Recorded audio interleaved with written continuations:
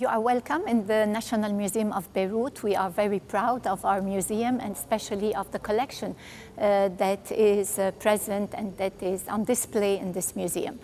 Our museum was built between 1930 and 1937, and it includes these three floors. We are here in the ground floor with the collection of the big objects like the sarcophagi, statues, mosaics on the floors, altars, and steles.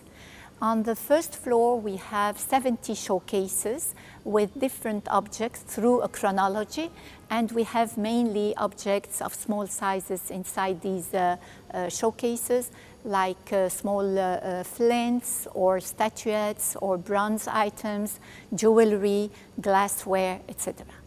The basement encompasses the collection that is more to the funerary art. So we have mainly this theme that was developed in the basement.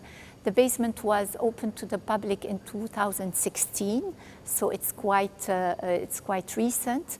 And the galleries have all kinds of sarcophagi or steles and objects that are related to funerary art. Now, the museum also, usually the visitors who come to the museum, we tell them also the story of the museum during the Civil War.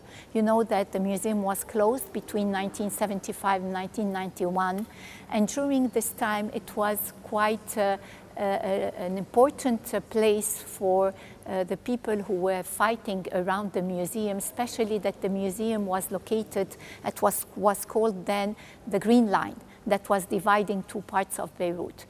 And consequently, the museum was inhabited by different factions.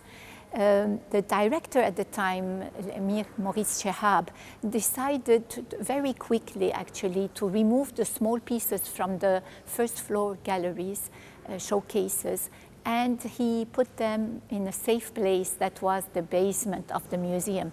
And then he closed everything in the museum, in the basement, so you couldn't even know that all the collection was protected and preserved in the basement. Now for the big pieces, he couldn't move, he didn't have any help during these difficult years, and consequently he decided to keep all the big pieces as is in the ground floor, but he just built kind of concrete blocks, big cases around each and every big piece that he couldn't have moved.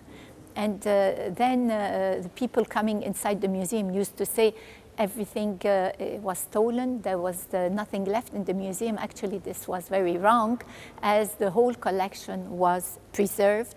And this was thanks to Maurice Shehab, who was able to preserve and to keep all the collection very safely safeguarded inside the museum.